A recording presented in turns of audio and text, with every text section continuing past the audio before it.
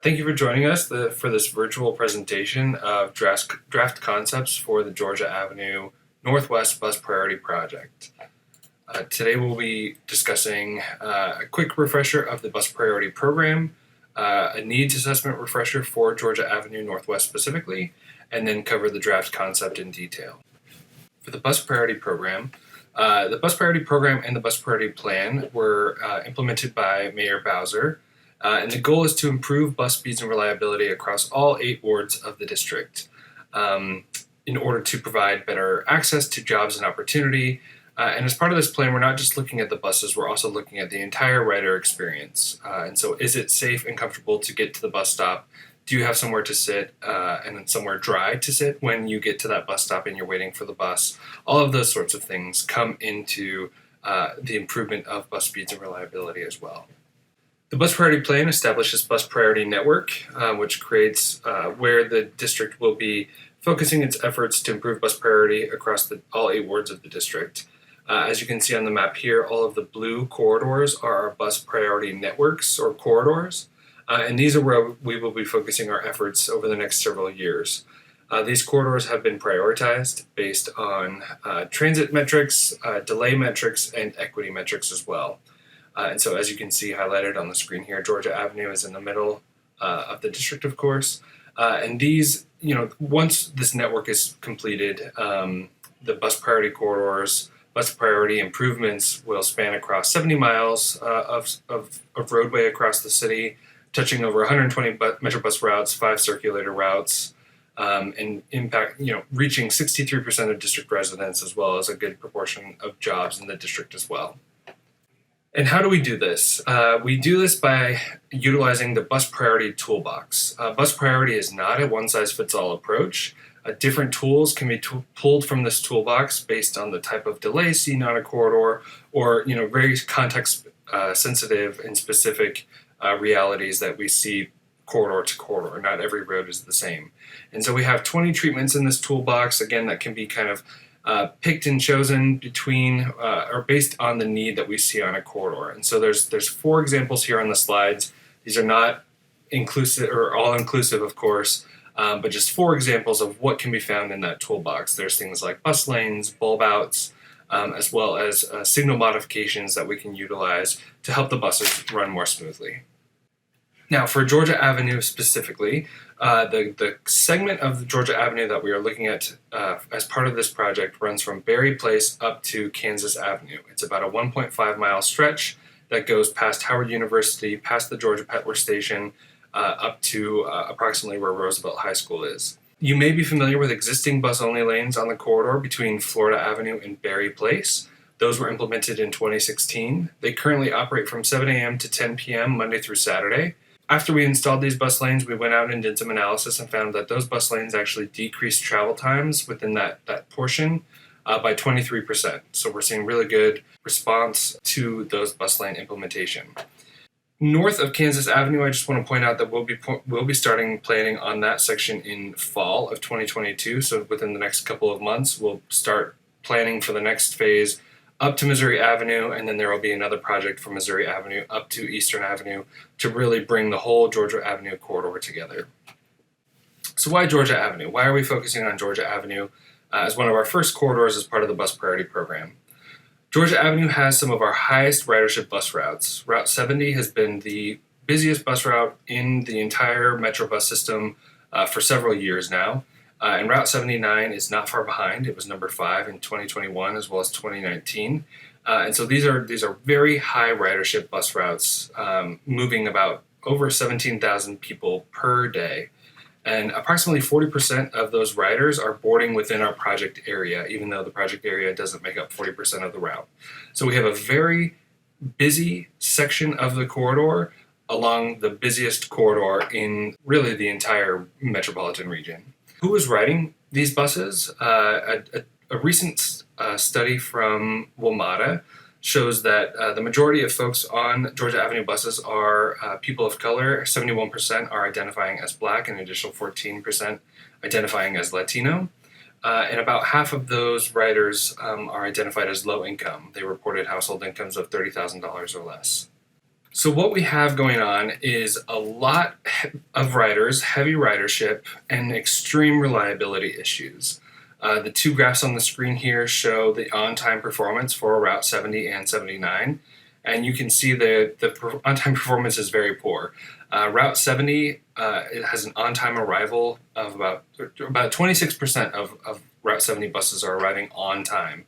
The Route 79 does a little bit better with 37% of buses arriving on time, but both are very poor. Less than half of the buses are coming on time, impacting the reliability of service, impacting riders' ability to make it to their destinations on time. I do want to point out that on time does have a 25% arrival buffer, so it's not at the moment that the bus schedule says it's going to be there. There's a little bit of a buffer to account for on the roadway realities. But what this is showing us is that despite that buffer that's allowed, the buses are really facing some really critical issues along their routes that impact their on-time performance and ultimately impact riders' ability to get where they're trying to go. And again, a lot of riders getting to where they need to go, right? Heaviest ridership routes and very severe reliability issues. And so what are we planning on doing about that? Our current proposal for Georgia Avenue does propose adding bus lanes, mostly in an offset condition. We can kind of go through those in just a few minutes here in the next few slides. But in the image you can see on the slide here, you can see that the bus lane is actually offset from the curb. So there's actually space still in this image for parking, loading, things like that on the curbside space, and the bus lane runs separate.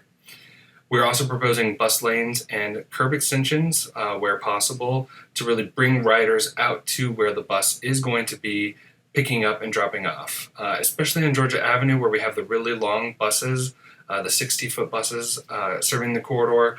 Oftentimes if cars are parked too close to those bus stops or illegally parked in the bus stops, those really long buses have a hard time getting all the way over to the curb and then merging back out.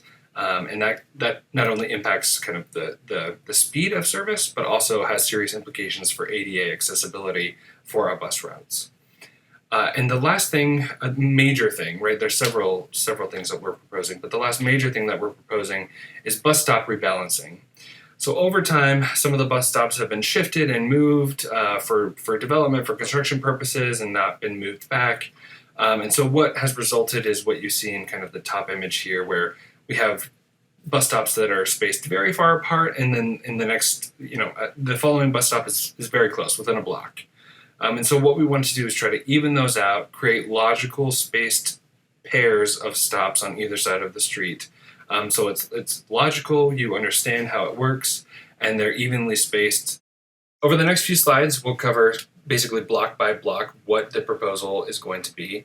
But some key features of this proposal is that we were proposing a red bus only lane, again, mostly offset from that curb, although there are some exceptions that we'll walk through. Those bulb outs that I just mentioned in the previous slide.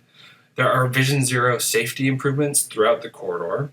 We are introducing some turn restrictions at some intersections, introducing some turn pockets at some intersections based on the turn volumes that we've identified, and also proposing the addition of some PUDO zones. PUDOs are pickup and drop-off zones. Those are for quick pickup and drop-off, quick deliveries, quick food pickup, think Grubhub, DoorDash, things like that. Those are very quick in and out type activities. These PUDO zones, I want to kind of stress, are very subject to community feedback. We really want to hear, are these PUDO zones in the right location? Do there need to be more? Do there need to be less? What is needed from the community and those businesses along the corridor to help make this corridor function better? On that note, all of the proposals that you'll see on the following pages are just draft recommendations at this point. They are subject to further refinement, and we are looking for community feedback on all of these items that you'll see on the following pages. There are several recommendations, just reading that last bullet there, that need some further coordination with our engineering and signal teams. So again, just expect some further refinement as we continue through this process. So the project runs from Barry to Kansas, but when we're looking at making sure that the bus stops are properly spaced, we're actually going to zoom out for a minute and go down to Florida Avenue. We're starting at Florida for the bus stops only to make sure that starting, at that major intersection, all the way up to Kansas, we have logically spaced, evenly spaced stops. And so again, the orientation of these slides is north is to the right, so we had to flip it just due to the orientation of the corridor. And so, west is to the top of the screen, east is to the bottom of the screen.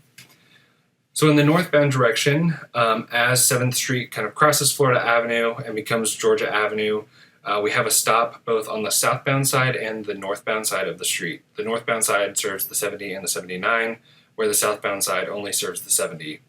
Now there is a 70 and 79 stop only a block away, so we are proposing to remove the southbound stop at Florida Avenue and consolidate that. There will be a stop at V, a stop at T, but again, eliminating that stop and kind of consolidating it with the existing stops along the corridor to create more, again, logically spaced and evenly spaced stops.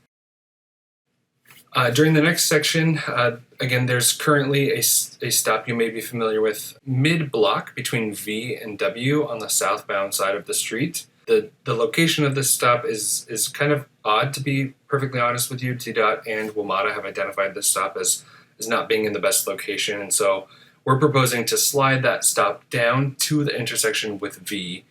So no major changes, just kind of sliding it to the intersection where there's a crosswalk and a little bit more activity where folks are actually at.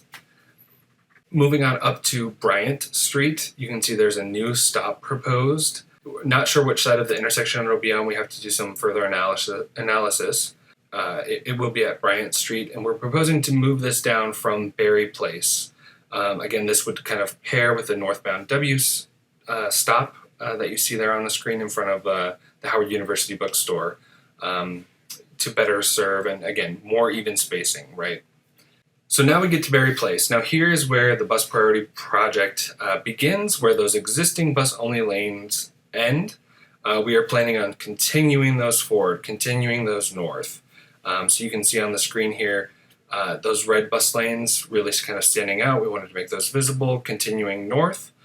Now you can see in the northbound lanes, that red bus only lane remains curbside for that block between Berry Place and Howard Place.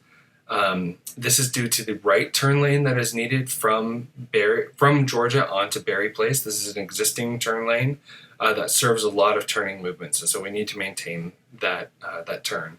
And so we're basically just tinkering with the lanes a little bit, even spacing them out a little more evenly. Right now, some of them are a little tight, and then adding the bus-only lanes. You can see at Howard, again, we're accommodating a left turn from Georgia onto Howard into Howard University.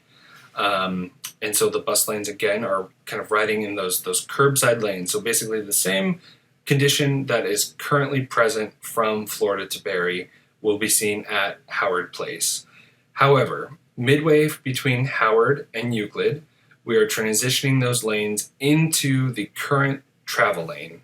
And so this is where we begin this offset condition where the bus lanes will travel in an existing travel lane. There will be a curbside space that maintains parking or loading. There will be a bus lane, and then there will be a travel lane in each direction. You can also see on the screen here that we're proposing to add those bus bulb outs and those kind of light blue boxes that you see throughout the screen, or in this case at Euclid. There will be more throughout the presentation. Those are those curb extensions, bus bulb outs, bringing riders out to where the bus stop will be to be able to be better served. Again, moving north on the corridor, this next section is from Euclid up to Hobart Place. Continuing those red bus-only lanes in that offset lane condition. In this slide, you start to see some examples of where we are proposing Vision Zero improvements. They're highlighted in yellow. And so you can see there's daylighting and tightening up of turning radii at various intersections. And what this does is it keeps the intersections clear and visible for drivers to be able to see pedestrians and have kind of a more clear view of Georgia Avenue or of the side street as a driver makes a turn to prevent crashes, both car-to-car crashes as well as auto versus pedestrian crashes. So again, you can see those kind of throughout the page, highlighted in yellow at various intersections. You can continue to see those light blue boxes indicating those bus bulb outs or curb extensions. And of course, the red lanes continue throughout. Once we get to Harvard Place, you can see towards the right end of your screen, you will notice that there are some additional turn lanes added to the corridor. There are a significant number of turns from Georgia to Columbia Road that do need to be accommodated by a turn lane. You can see on the image here, there's kind of two options proposed. Depending on the length of the Columbia Road turn pocket on Georgia Avenue, it will either take up most of the length of that block, or we'll be able to add another turn pocket for folks turning onto Harvard Street. That has a fairly significant number of turns. It doesn't necessarily need to be accommodated by a turn lane, but if we have the space, I wanted to note that we do have the option of adding that as well. The next section from Columbia Road up to Lamont, you can see the southbound lanes are in the curbside position, again, to accommodate that left-hand turn from northbound Georgia onto Columbia Road, but also another turn lane from southbound Georgia onto Irving Street. So you can see that here towards the middle of your screen. There's an additional turn pocket. Again, another heavy turning movement intersection. A lot of folks turning from Georgia onto Irving that need to be accommodated by that turn lane. And so because of this turn lane, again, that bus-only lane in the southbound direction only needs to be pushed from the travel lane into that curbside space. And so there will be no, you can see it noted there will be removal of those existing parking spaces for that block and a half section in this area. In the northbound direction, the lane is maintained in that what we're calling the offset position. So parking, loading, all of that will be maintained. You can also see on the screen, you can start to see some purple boxes labeled PUDO. The PUDO is probably very small on your screen, but it is labeled there. This is where we're proposing those pickup drop-off zones based on our observations on the roadway. Again, you all are on this corridor a lot more frequently. You may live or work on this corridor every day, and so you know much better where these PUDO zones should be. And so please provide us with the comments. I'll provide you with information at the end of this presentation about where you can leave your comments. We really want feedback on on everything that I'm presenting, but especially where these PUDO zones should or should not be. And again, reminding PUDO is pickup drop-off zones, so for quick pickup and deliveries. Also on the screen, again, just highlighting, you can see various spots where there are the blue boxes, the light blue boxes, where we're proposing bus bulb outs and curb extensions. And again, you can see some consolidations. In this particular instance, there is a bus stop on Irving and then a block later on Columbia. And so again, this is an instance where we're consolidating those bus stops, creating less stops for the bus with minimal impact to riders. It's a block walk for those who used to board or depart at Irving, just go to Columbia. So minimal disruption to riders, but really helping to speed up the buses so it doesn't have to stop and then get caught at the light. Next section here is from Morton up to Princeton. Again, more of the same. You can see more yellow indicating Vision Zero improvements, paint and post to keep areas clear and free of parked vehicles. The red lanes continue in that offset position throughout this entire section. More bus bulb outs. Also on the screen is the Park Road intersection. You may be familiar with this intersection. It was recently improved. There was a bike lane added to this roadway, as well as a conversion to a one-way road. I believe that there were also some improvements to the Park Avenue and Georgia intersection, which can be very, very dangerous. And so there's some safety improvements out there. Again, you all, you work or live on the corridor, you may be through Park Road every day. We anticipate that there may be some additional improvements needed, but there are none kind of shown here. Everything that's shown here is proposed to be added through that bike lane project. And so through your experiences every day, please let us know how those improvements are working for you and what you think additional should be added to that intersection. We're definitely all ears and would like to improve this intersection as much as we can as part of this project. The next section that we'll look at is from Quebec through the Georgia Avenue Petworth Station up to approximately Randolph Street. And so there's a lot kind of going on this slide, so we'll walk through things.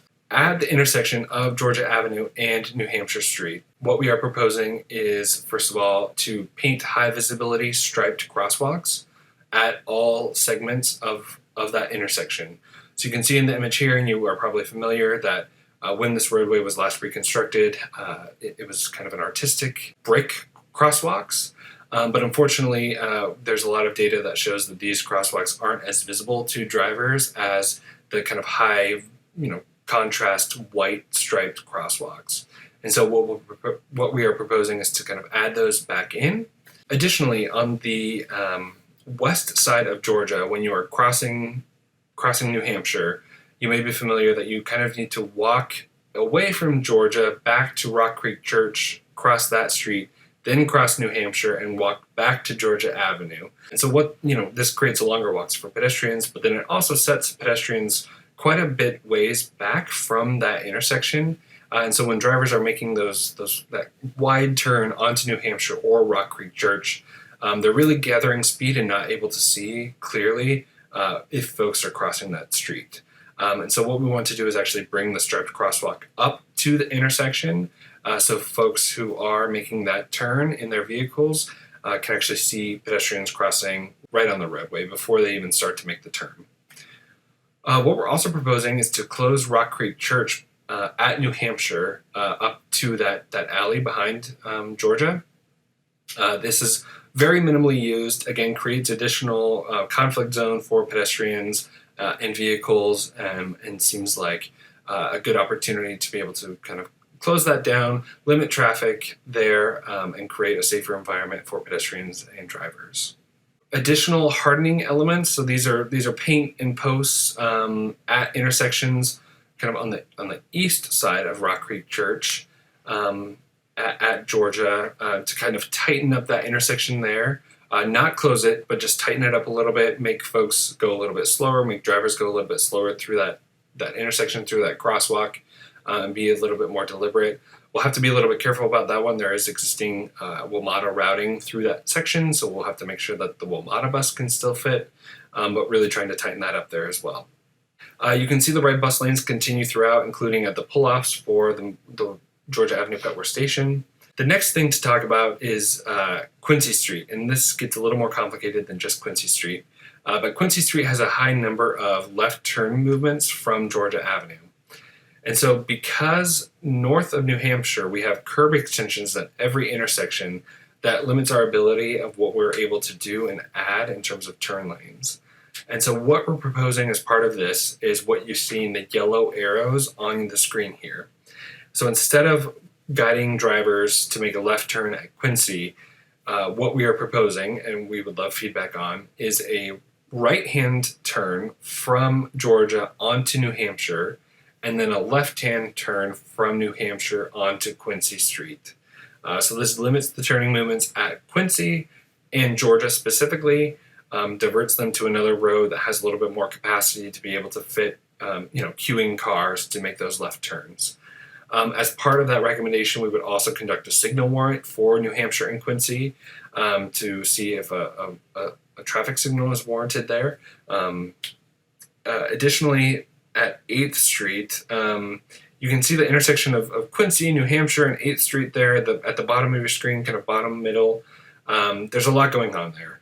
There's roadways that meet at awkward angles, and so one thing that we would consider is maybe either completely blocking or creating a right turn situation, right turn out of 8th Street onto Quincy only, to kind of limit kind of dangerous and wide movements from 8th Street onto New Hampshire or Quincy westbound.